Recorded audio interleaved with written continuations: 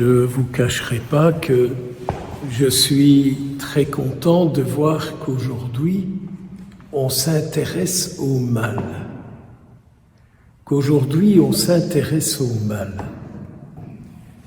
J'ai eu la chance de passer dans différentes classes de réto. Je vous avais dit cela dimanche. C'est pas encore fini. Mais de voir combien ces jeunes se disent, mais d'où vient le mal? Comment combattre le mal? D'où vient-il? Comment le combattre? Faut-il être croyant pratiquant pour recevoir des prières au nom du Christ? C'est quand même intéressant d'entendre tout ça. Ça et plein d'autres choses. Et de pouvoir un peu faire le point avec ces jeunes sur leur vie d'aujourd'hui et celle de demain qu'ils auront à vivre, car c'est eux qui auront la responsabilité de notre monde après nous. Reconnaissons qu'ils seront ce qu'on leur fait d'eux et ce qu'on aura dit. Ils ne peuvent pas être autre chose que ce qu'ils entendent et que ce qu'on leur propose de faire et de vivre. Dansez sur votre tête, vos enfants sont l'incarnation des valeurs que vous leur avez données. Vous allez peut-être me dire ça ou ça, on n'a pas donné comme valeur. Les valeurs de réussite,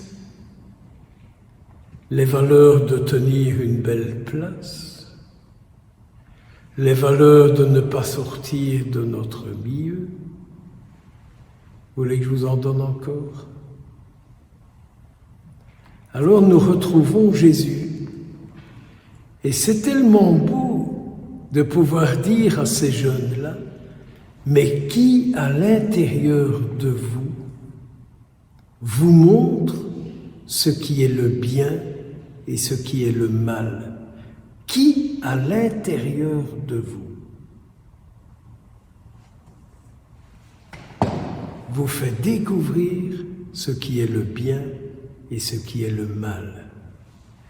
Et à l'intérieur de vous, qui est la puissance de votre vie pour faire face au mal, pour ne pas en être victime, pour ne pas être le jouet du malin qui est l'auteur du mal.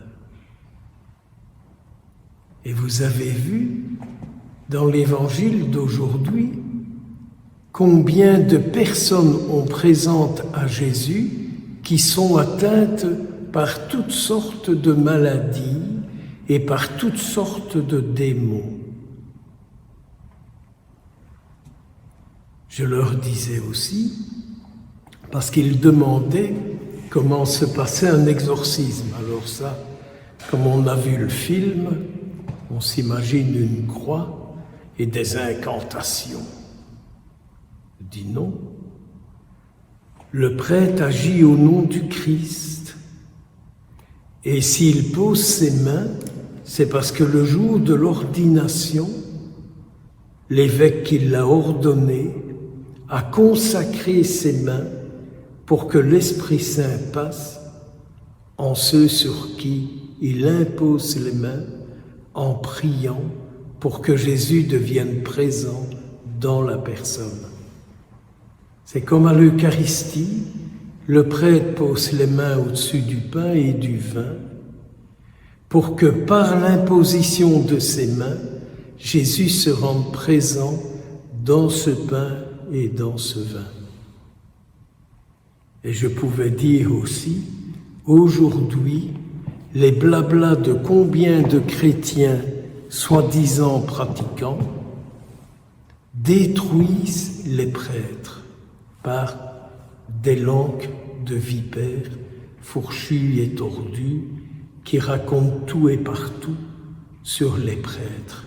Et du coup, les gens ne leur font plus confiance et ne font plus appel à la puissance de leur ordination sacerdotale. Alors vous voyez, quand j'entends que Jésus chassait les esprits mauvais, que tous les gens s'approchaient d'eux, que je pense à ces jeunes qui avaient cet intérêt, ce souci, c'est qu'ils sont bien conscients de ce qu'est le mal qui les atteint aujourd'hui. Pouvoir redire ce qu'est une prière in persona Christi, c'est autre chose que tous les bricolages spirituels qui sont proposés aujourd'hui avec des petites prières, des petits gestes, des petits machins qui au fond n'engendrent pas la présence du Christ. Alors vous avez remarqué l'auteur de la lettre aux Hébreux qui a dit « Jésus partage dans la même chair que nous. Jésus partage la même chair que nous. » Il faut entendre l'auteur de la lettre aux Hébreux dire cela. Et Jésus réduit à l'impuissance le diable en nous. Jésus, par notre vie avec lui, réduit à l'impuissance l'agir du diable en nous. Quand nous communions à son corps et que nous sommes en état de grâce, il est encore plus puissant en nous. Lorsque je communie et que je suis en état de grâce parce que je me suis réconcilié avec lui, sa puissance est encore plus forte en nous.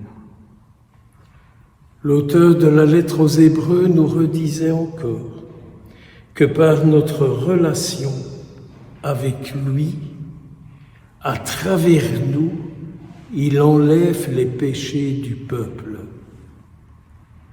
Votre relation avec lui fait que mystérieusement, les péchés du peuple sont enlevés. Le peuple, les proches, les familles, ceux que nous rencontrons, par notre relation avec lui, il peut enlever et mettre en lumière les péchés des autres. Il nous rappelle encore que Jésus est capable de porter secours à ceux qui subissent des épreuves. Alors qu'est-ce que nous attendons pour avoir une vie encore plus forte avec lui que celle que nous avons déjà? Il nous a tout donné, mais il nous a tout donné. Il nous a donné son corps, son sang. Nous avons son esprit. Son œuvre continue à travers le ministère sacerdotal. Si vous acceptez de ne pas faire du prêtre un copain qui dit ce que vous avez envie d'entendre et qui danse sur la même musique que vous appréciez. Si vous êtes capable de passer au-dessus de vos sentiments, de vos ressentis, peut-être qu'alors, passant au-dessus de tout ça, notre communion avec le Christ sera réelle et de plus en plus forte et efficace pour vous, pour nous, pour eux. Amen.